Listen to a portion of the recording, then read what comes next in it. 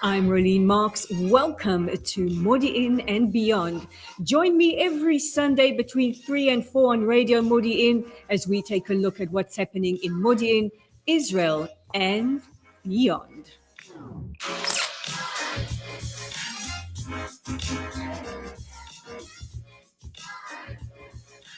I can't help dancing to that intro. Yes, it is another Tuesday morning between 10 and 11 where you join me, Rolene Marks, for Modiin and Beyond on Radio Modiin. And just a reminder, if you want to advertise your business, please be in touch with us via our website at www.radiomodiin.co.il. And you can do it through Facebook as well, or hey, just contact me. I'll sort you out. No worries. We have a great show coming up today. We're going to profile a local business, Shweet Brew, Biltong. What is that all about? We're going to be speaking to Uri Marks, no relation.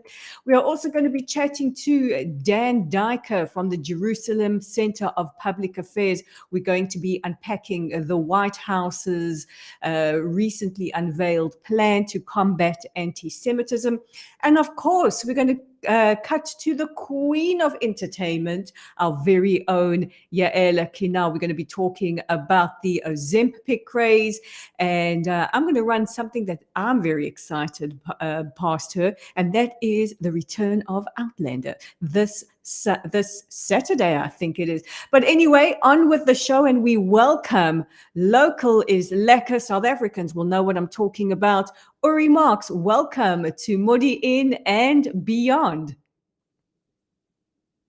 We're on the show, Rolene. Nice to be here.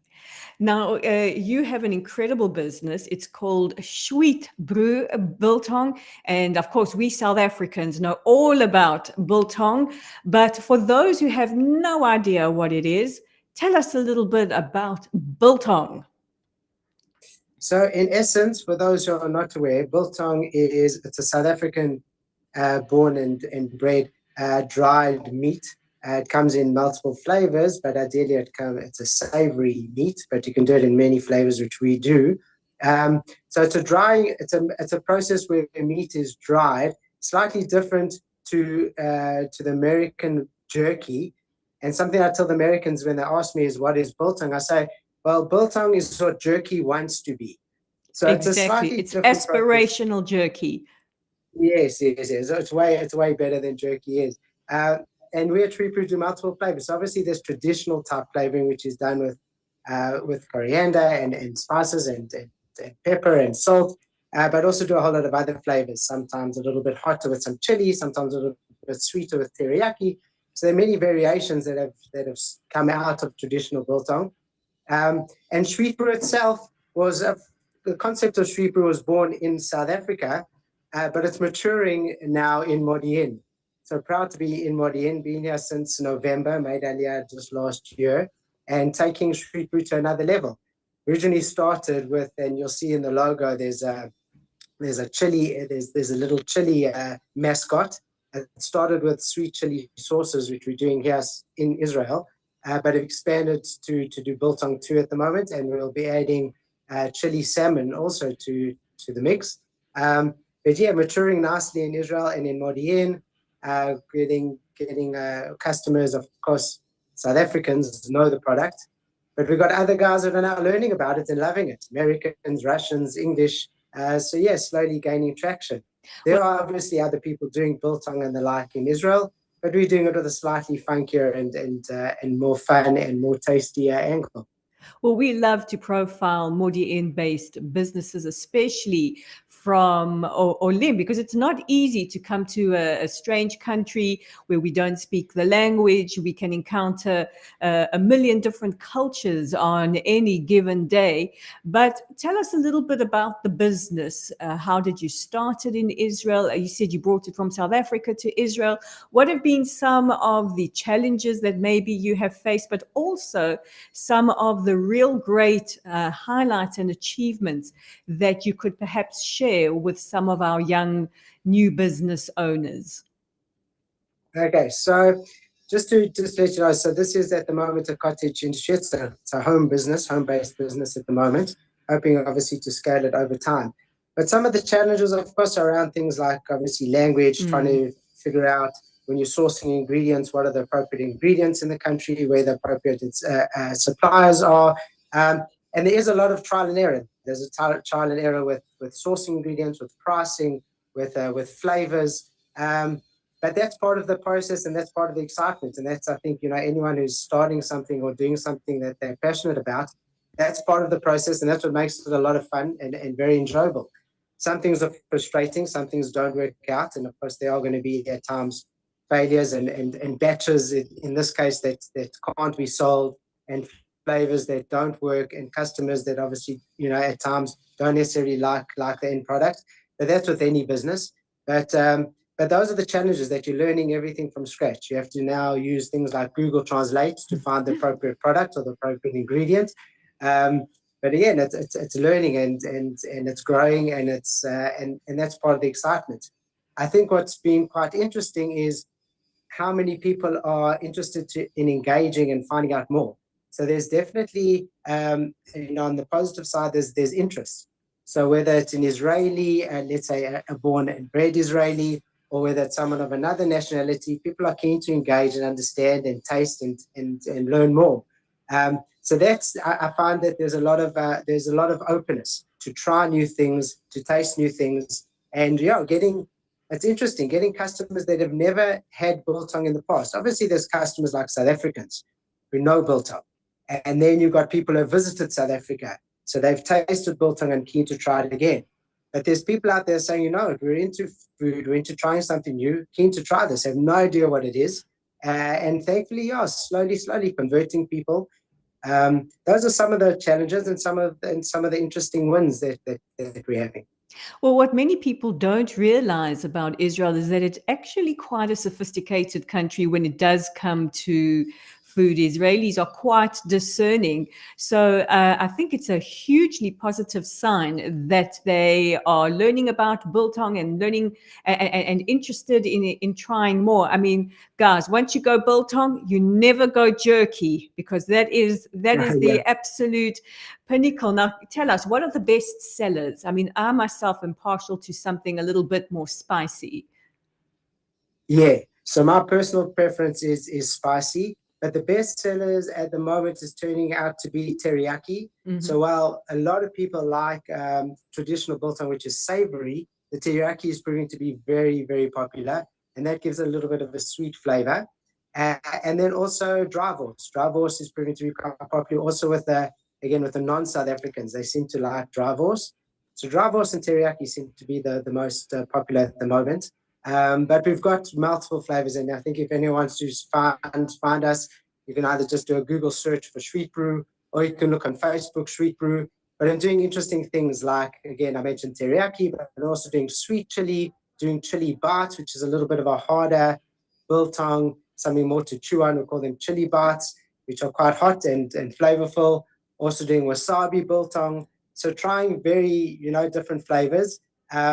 And then also what's quite nice, where I think where we set apart from maybe some of the other biltong manufacturers is, I'm trying to keep it very personal and very customized. So while we've got standard batches that we do, if someone likes, as we know with biltong, within the same family, you'll like someone who likes it slightly wetter, someone who likes it drier, someone likes it sweeter, someone likes it saltier. If people just let me know, I can make it according to their requirements. So if someone likes a certain batch, or even if the same family, they like two different styles, now you can do that. And in fact, one of the things I'm doing now is a variety pack, where you get a pack of 6 different flavors, almost to taste and try, but it makes out, it's a little bit of something for everybody. Also great for a gift, great for a simcha. I'm very happy to say that we've done so far one wedding, ex-South Africans, where we supplied the treats, the biltong treats. We've done a couple of brochas, also non-South African kiddushes at some shuls where guys have put together, they provided some biltong. So definitely people are, getting a like and getting developing a taste for it. But again, the point I want to make is that there's multiple flavors. So there's something for everyone, whether you like it spicy like yourself, whether you like it sweet like my wife, whether you like it traditional like a lot of other people, there's something for everyone. You can't see it, but my engineer is behind the glass nodding his head.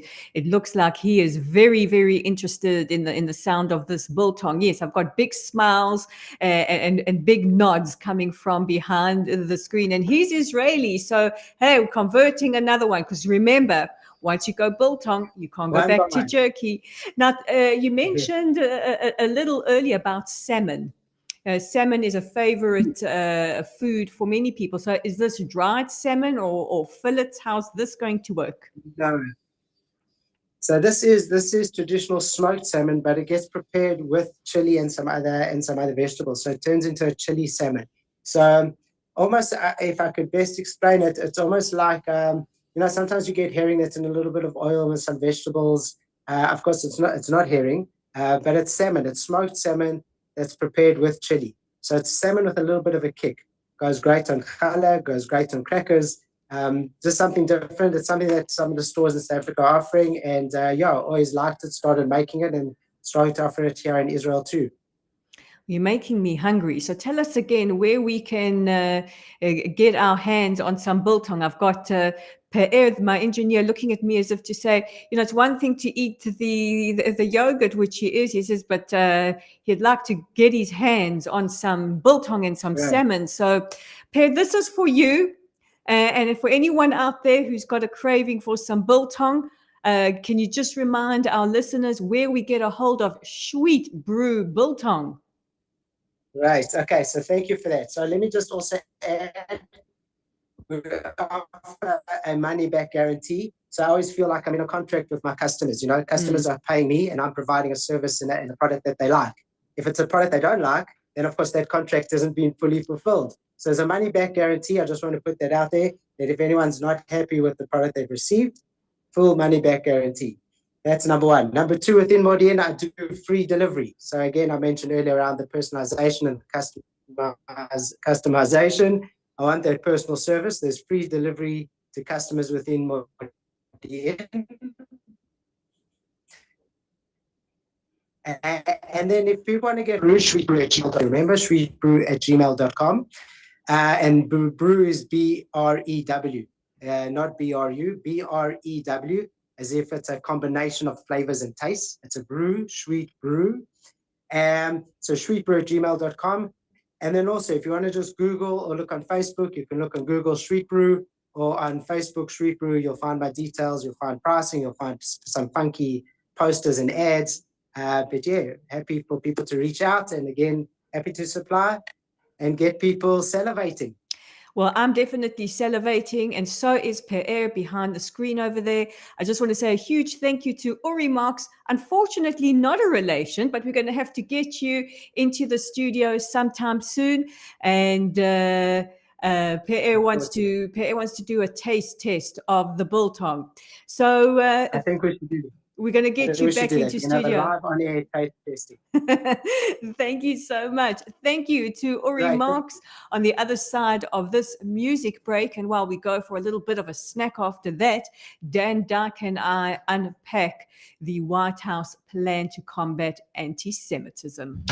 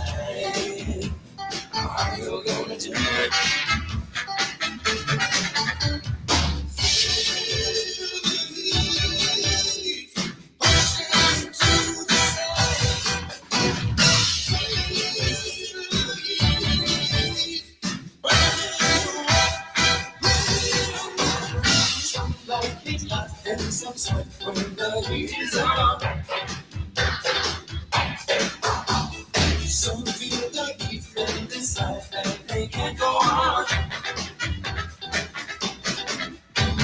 Somebody is hot, but you can't tell how hot till you try.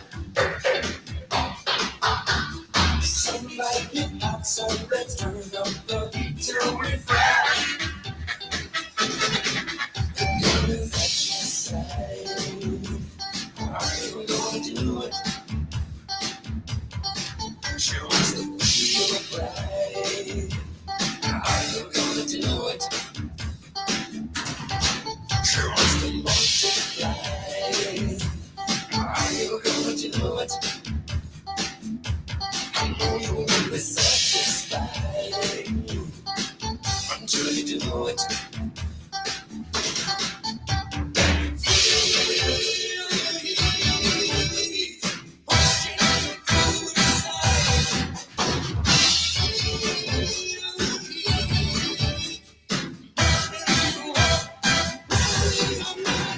Some like it hot and some sweat when the heat is on. Some like it hot, some like it hot.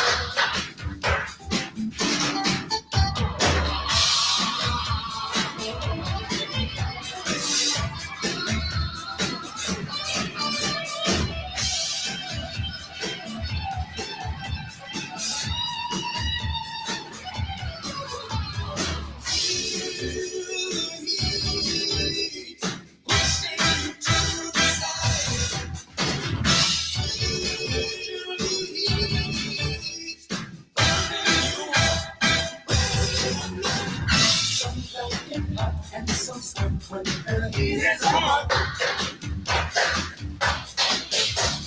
Some feel that heat and decide that they can't go on.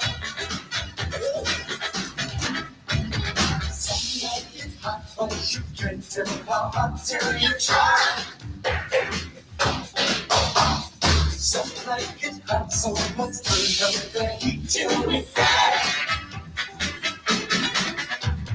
Some like it hot, some like it hot. Some like it hot, some like it hot. The power station with Some Like It Hot. They could be describing the weather here in Israel. It certainly is hot and humid, and we like to keep it hot here on Radio Modiin. I'm Rolene Marks. If you've just tuned in, and you can join me every Tuesday between 10 and 11 for Modiin and beyond, where we take a look at what's happening in Modiin, in Israel, and around the world. Now, if you are a Modiin-based business like Shweet Brew is, be in contact with me. Let's get you on air. Let's get your business out there. Also, if you would like to advertise on Radio Modiin, you can be in contact with us via our website at www.radiomodiin.co.il. Our rates are very, very competitive, and we have a growing audience. You can also get a hold of us via Facebook, or hey, just be in touch with me, Rolene Marks. You can find me on Facebook. Now, several weeks ago, the White House announced that they had released their plan for combating anti-Semitism. This has been welcomed by many. Many have also said, why has it taken too long? It is a plan packed with a lot of ways or a lot of mechanisms to monitor anti-Semitism in its various iterations and manifestations, but it is also a plan that has garnered quite a significant amount of criticism. Now, I am expecting to speak to Dan Diker. He is the president of the Jerusalem Center of Public Affairs. He is an expert in, amongst many, many things, in lawfare. So let me see if we have him on the line. Do we have Dan?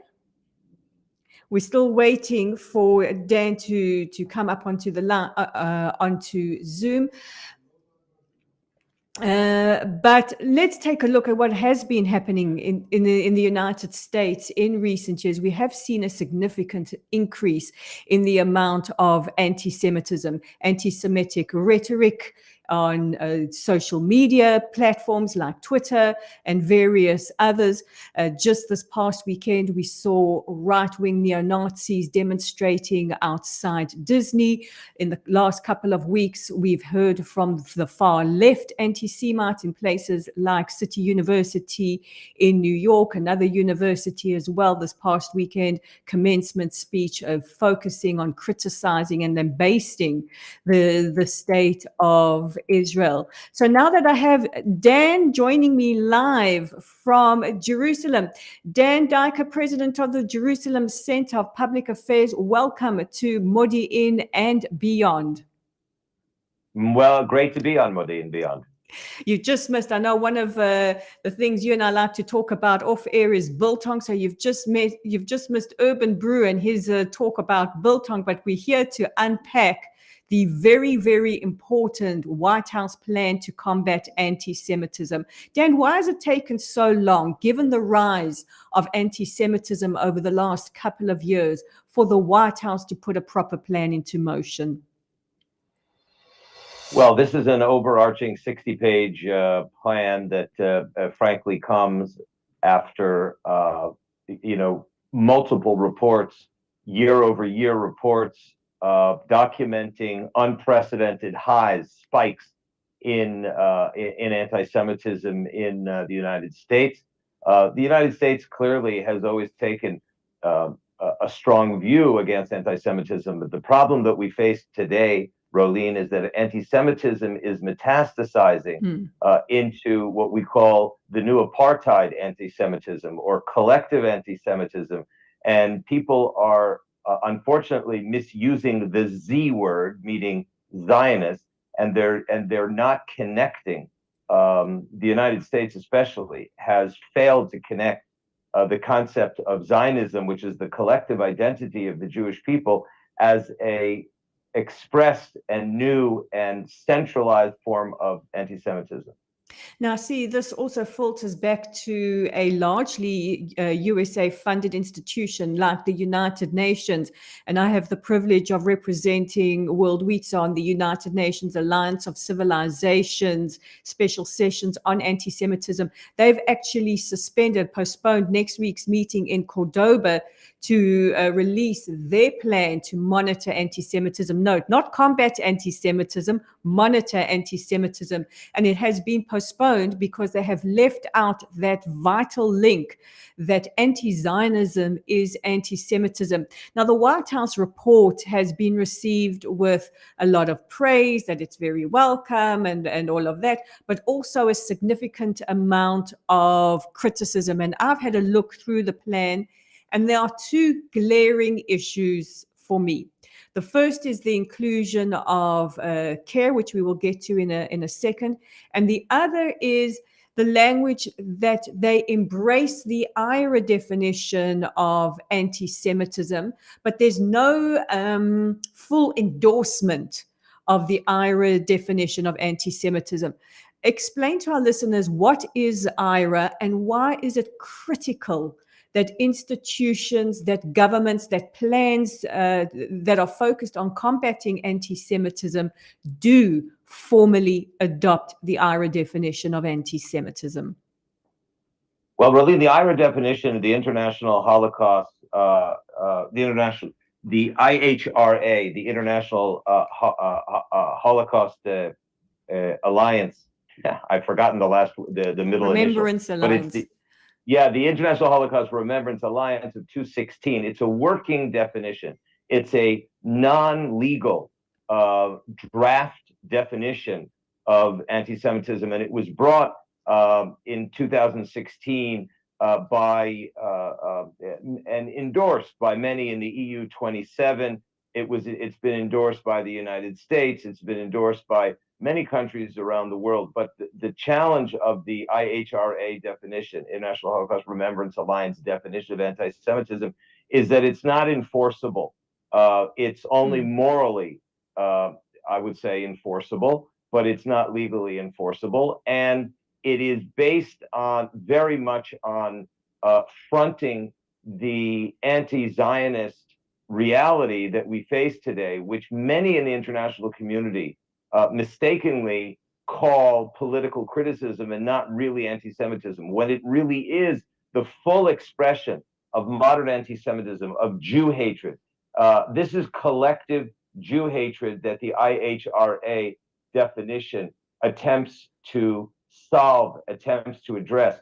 And I think that one of the major challenges that we face is that Israel is the nation state of the Jewish people, the democratic nation state of the Jewish people, was founded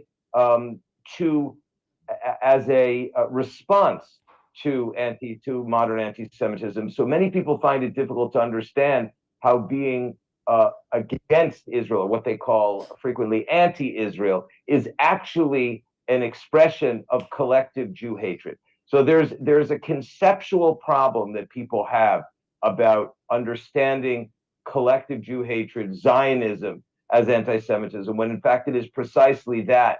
And that is the major mistake, in my view, that we see in the 60-page document, the United States strategy to combat anti-Semitism. While it references Israel, it does not explain how opposing Zionism or framing Zionism as apartheid or as calling Israel a genocidal or racist, which happens all the time, entity or country, is expressly anti-Semitic. And this is the major challenge that we face. Well, I always find it interesting that so-called social justice warriors, people like actor Mark Ruffalo, Roger Waters, many others, are very, very triggered by IRA. They say that the reason is it shuts down legitimate criticism of the state of Israel, when if you read the IRA definition, it explicitly states that you can criticize policies that you disagree with, but saying that Israel has no right to exist as the nation state of the Jewish people is explicitly anti-Semitic. And I also find it unbelievably patronizing and arrogant that people who are not Jewish and have not experienced anti-Semitism are trying to define anti-Semitism for us and what we deign to be offensive. Now, the other big criticism that the plan is facing is the inclusion of care. Can you explain to our listeners who is CARE and why is it so controversial to include them in a plan to combat anti-Semitism? Well, CARE, which is the Committee on American Islamic Relations, has been called a stakeholder in the 60-page plan. The problem is that CARE is part of the problem. It's not part of the solution. And if you look at statements that CARE has made, they have been blatantly anti-Semitic. I mean, they're just full of Jew hatred. Just take a look. Just put in CARE, C-A-I-R, into Google and anti-Semitism, and you will see some of the statements that they've made. Anybody who is a Zionist is has no conscience. That's a quote from CARE, just as a taste of what they say. And CARE has been affiliated with the Muslim Brotherhood as well. They have taken a strongly not only anti-Israel but Israel hatred position, and the report is so universal in its approach. It calls CARE a stakeholder. It promotes the idea that as November 2023, kosher and halal food will be offered in the Veterans Administration. I mean, this is the type of, I would call, low-hanging anti-Semitic fruit, if you will, that or low-risk anti-Semitism, as Rabbi Avi Weiss wrote in a very tough criticism of the plan in Tablet magazine recently. And I think there's something really to that. Anti-Semitism in its modern variety has nothing to do with criticism of Israel. And this is the key point. Criticism of Israel does not occur when people call Israel a racist, white supremacist, apartheid, Nazi, genocidal, ethnic cleansing state. All of those terms are profoundly and demonstrably anti-Semitic. If you want to criticize Israel's policy, then isolate the policy and compare it to other countries. And if you want to criticize the policy, you'd better be able to argue both sides of the issue. Meaning, if you think, for example, that Israel's policy of building housing starts east of the 1967 lines is wrong or illegal, then you've got to be able to restate Israel's logic and its rights in terms of pursuing that policy, and then you can argue against it. but simply by name calling Israel, the apartheid or settler colonialist state, that is profoundly Jew hatred. And how do we know? What's the proof, Rolene? The proof is if you replace the word Jew with the word Jewish state, then you'll know if those expressions are anti-Semitic or not. And finally, we know that because former prisoner of Zion, Natan Sharansky, he came up with the 3D definition: delegitimization, demonization, double standards. Any of those expressions against the collective Jewish community as measured against the same statements against the individual Jew, you'll know very well if it's anti-Semitic or not. Now, to me, it looks like the Biden administration are kind of absolving the left manifestation of anti-Semitism and focusing on traditional right-wing style anti-Semitism. I know that the U.S. Special Envoy on Combating Anti-Semitism, Deborah Lipstadt, who is in Israel at the moment, stated just yesterday she is aware of how problematic it is for CARE to be included in the plan to combat anti-Semitism, but feels that they need to have the opportunity to kind of redeem themselves. Is this a political move? Well, first of all, the administration has a lot of pressure, faces a lot of pressure, because it is sort of a mainstream idea in the Jewish community that even harsh criticism of Israel does not constitute anti-Semitism. And at the same time, the administration has not, this particular administration and many others in civil society in the United States have not come to terms with the idea that if you throw out the same invective against the Jewish and democratic state, that constitutes anti-Semitism. And I think they are under a lot of pressure by other groups such as CARE, to focus on classic right-wing anti-Semitism, which is very much not the majority expression of anti-Semitic acts in the United States. The vast majority of anti-Semitic Jew hatred actions in the United States always have a connection, indirectly or directly, to Israel.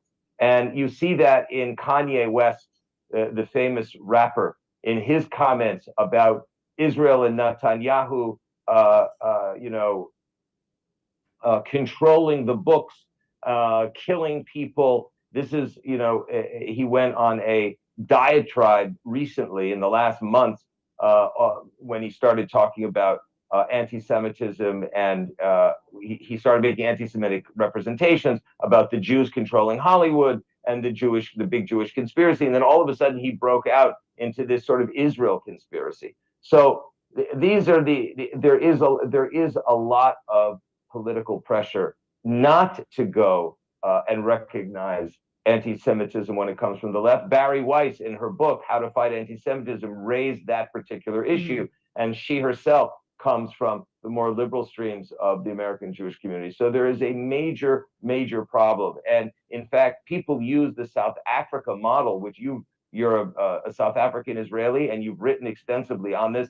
And what people have done is to have done this sort of political replacement theology, using apartheid as the new moniker for Israel, which is, anybody who's taken in a 7th grade class in racism and apartheid knows that the misusage, the misappropriation of South African apartheid pre-1994 and applying it to Israel is such a gross manifestation of Jew hatred. It requires a massive response from Israel and the international Jewish community, particularly the South African Jewish community, both in country and expatriates in Israel and around the world, without any kind of conditions attached. It has to be unconditional counter, this sort of counter-apartheid, Israel apartheid move. As long as the Jewish community remains silent or passive to these types of ridiculous comparisons and outright expressions of collective anti-Semitism against the Jewish state, we're not going to make the type of noise that CARE makes when they claim Islamophobia when anybody says anything even mildly critical about the way Islamist organizations are behaving. You know, just as a South African, it is profoundly hurtful that the unique history, the unique narrative and historical experience of the victims of apartheid has been misappropriated to push a hateful agenda. That was Dan Diker, the president of the Jerusalem Center of Public Affairs, breaking down and unpacking the White House plan to combat anti-Semitism. We're going to have to get him on sometime soon. And after this short music break, we're going to be talking about Ozempic. We're going to be talking about elderly celebrities fathering children. I don't know, who I could be talking about, Al Pacino. And you're not going to want to miss my chat with Yael Kinar, the queen of entertainment.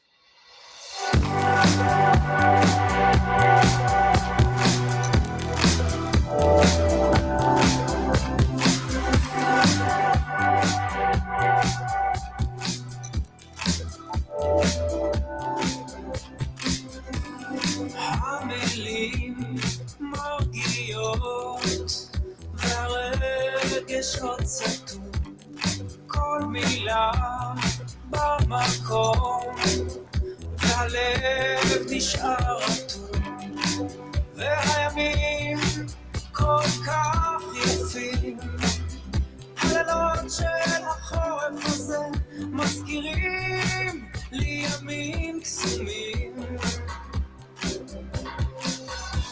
2 דקות מספיקות, תני יד ונצעד מפה, גם בגוף, גם בלב, עוד תתני לגעת בכאב, והימים כל כך יפים, הלילות של החורף הזה מזכירים לי ימים קסומים.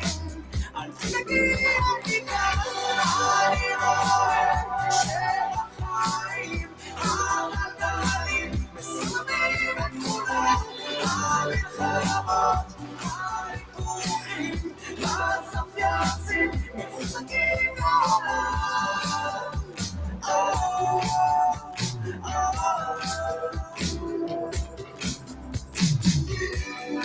הזמנים לא קלים, נעלם בין הצללים, מתעורר והלך ונמלט מהשכחה, והימים כל כך יפים, הלילות של החורף הזה מזכירים לי ימים קסומים.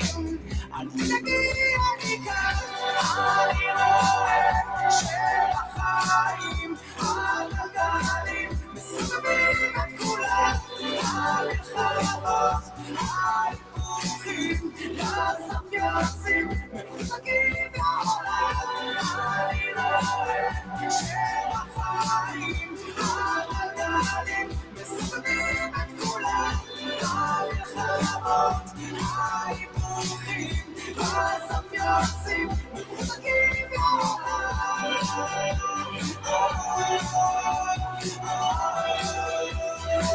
מסובבים את כולם.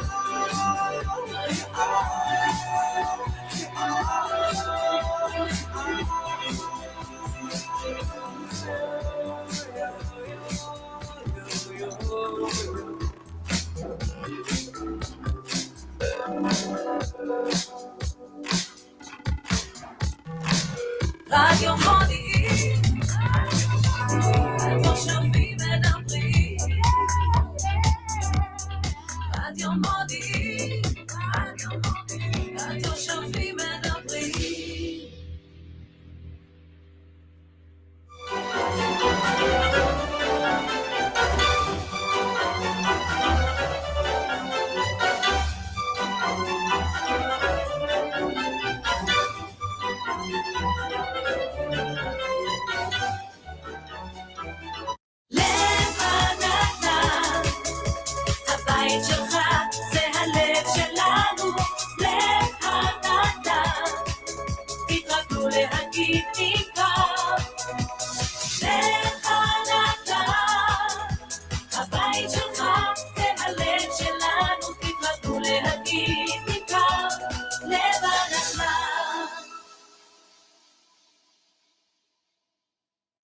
שלטק מודיעין הוא מתחם עבודה שיתופי ליזמים וחברות.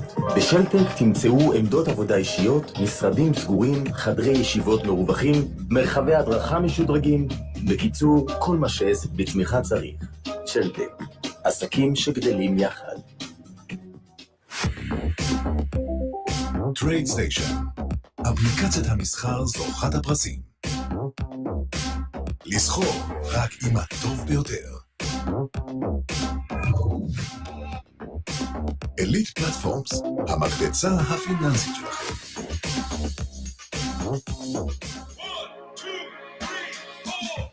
תקומו עם רשת איטית במשרד ובבית, או שאין מספיק קליטה ברשת האלחוטית? מפחדים שאין לכם הגנה מספיקה לבית ולעסק שלכם? שואלים את עצמכם, למה החשמל נופל לי כל הזמן? פיסיקו מחשבים, חשמל ותקשורת, היא הפתרון האולטימטיבי לעסק ולבית שלכם.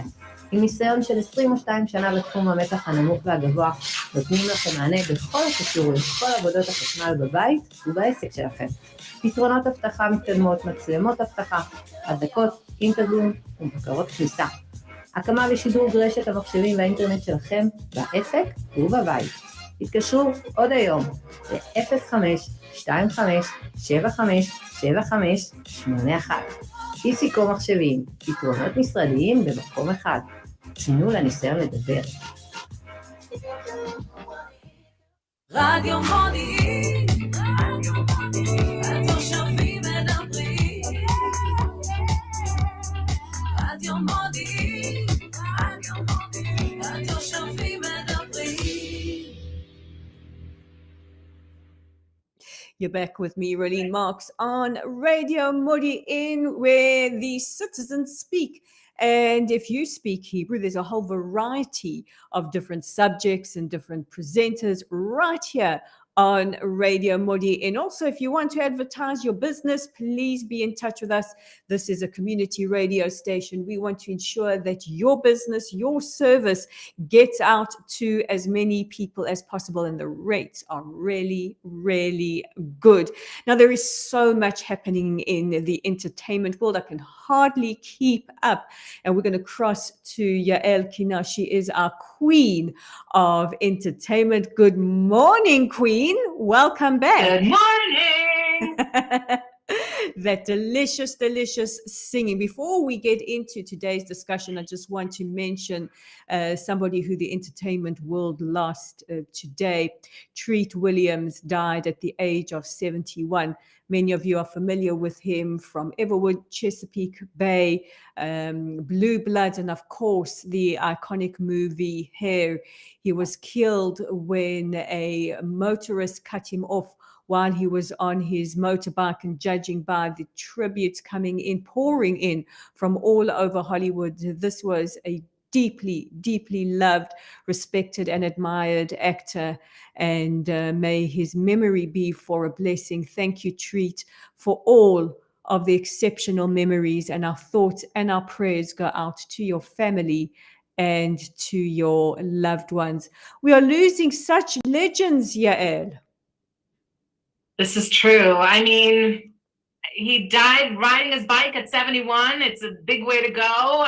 I don't know. We have some of these actors in their early 80s having babies, and some are dying younger. So life is unexpected, whether you're a celebrity or not. Let's get on to certain celebrities in their 80s having babies with, I think, women in their 20s. This is true. Well, because women in their 80s are not able to have babies. Somehow this is afforded through science and wealth to men. And we have Al Pacino at 82 with his 29-year-old girlfriend expecting their first child. They kept saying their first child. I was thinking, well, how many children do you think you'll be having? I'm happy he's having a great time. He has a daughter who's older than her. He has a 33-year-old, and this girlfriend is 29. And a lot of people around me have been saying, well, it's so strange. Why would a 29-year-old want to have a baby with an 82-year-old? Why? Why possibly? Let's try and put our thinking caps on. Financial security, charisma, fame. He might be a fabulous partner. I don't know. I think there is a bit of a trade-off you know, at 82, even if he may live well and be healthy for many years to come, the chances of him walking a child down the aisle are not high. But there's women who have children on their own. There's women who are single moms by choice. This way, you do have the promise of financial security and having someone help you along this process. And I don't know if he's as involved a father this time around as he would have been. His friend Robert De Niro, 79, just had another kid. They're fertile and they have options. I don't know. We have Martha Stewart at 81, who's on the cover of Sports Illustrated, Jane Seymour in a bikini. I'm here for it. We don't want to be ageist, but it's a non-standard choice, and I don't believe it's available to the general public. I must say, I'm really here for Martha Stewart in her cozy on the cover of Sports Illustrated, because we see too many or too much of nearly naked celebrity, fetus stick figures walking around. And it does make one feel a little bit, body conscious. So Martha Stewart, in your 80s, lady, rocking it on Sports Illustrated. Yeah, we know. And she talks about still looking for love and being on the apps and swiping left and right. And good, you'd rather be there than in a nursing home somewhere. So has she considered, more power to them. Has she considered calling Al Pacino? I'm just saying.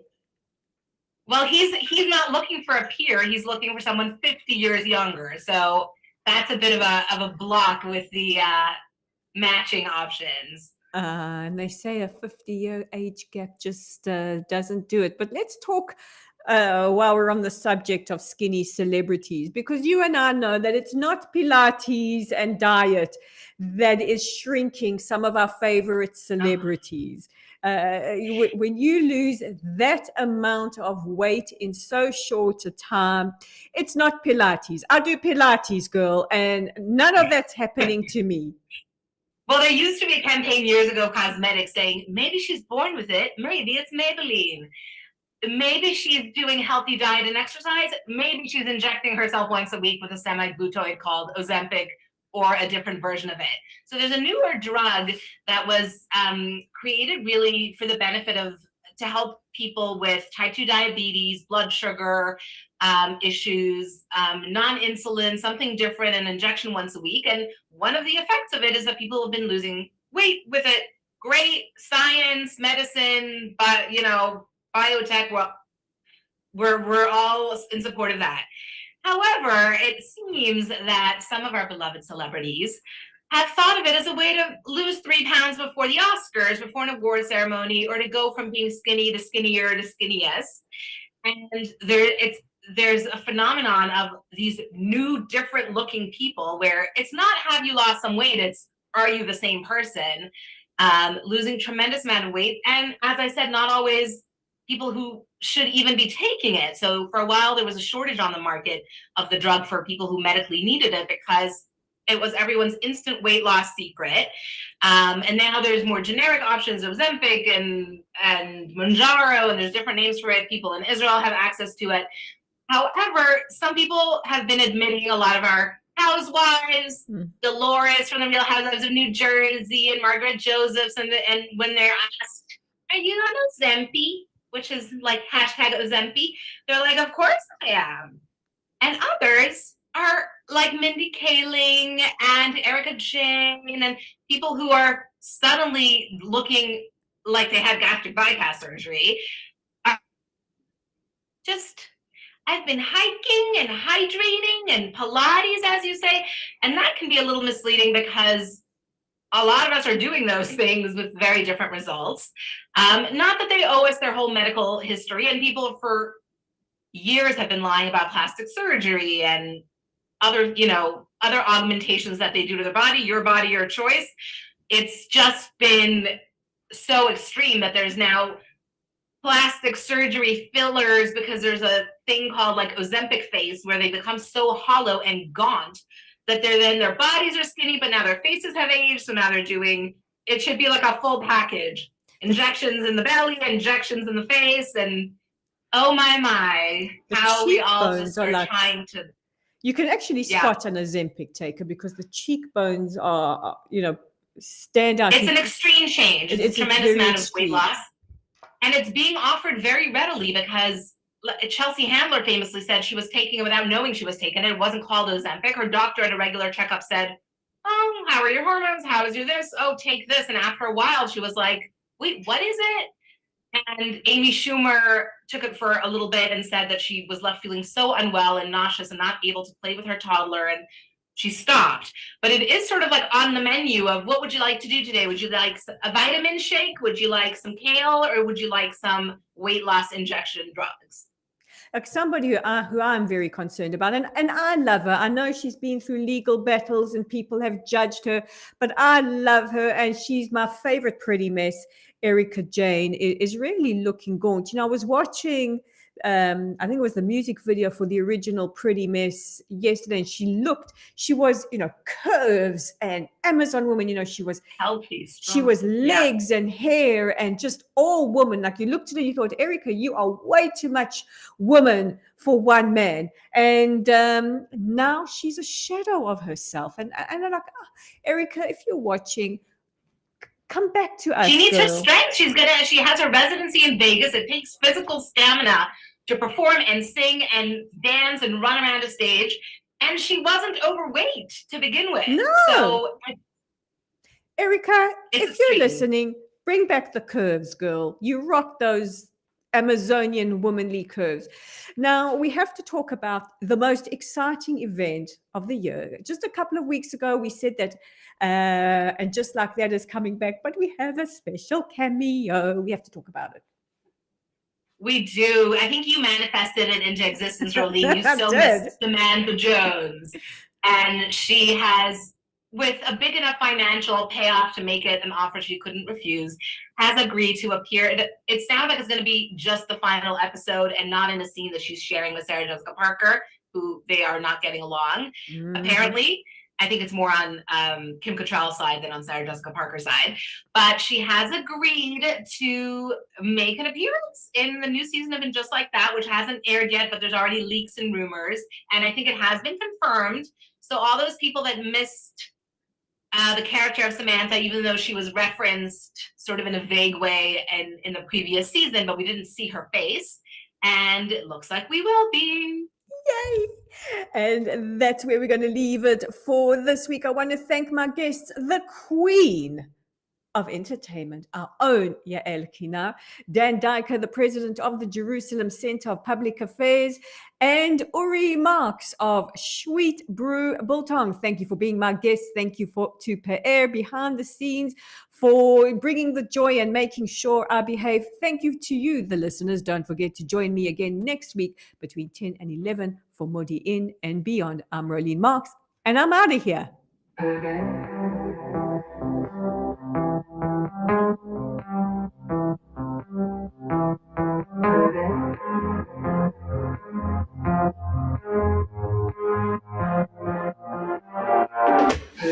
You look like fun to me. You look a little like somebody I know. And I can tell you how this ends. I'll be in your head all weekend. Shivers and butterflies. I get the shivers when I look into your eyes. And I can tell that you're all in. 'Cause I can hear your heart beating.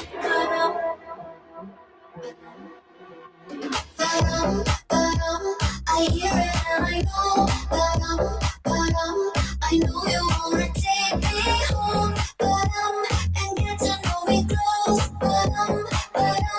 When your heart goes. I hear it and I know.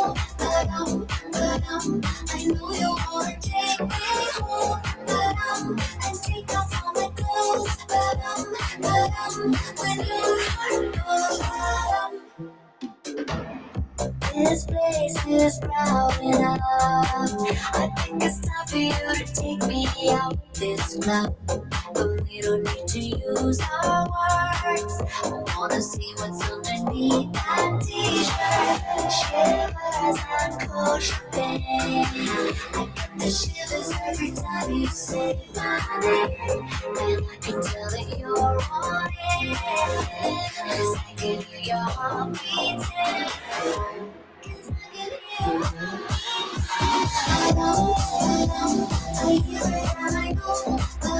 I know you wanna take me home, and you know we go, when your heart goes, I hear it and I know, I know you wanna take me home, and take us home and dance, when your heart goes,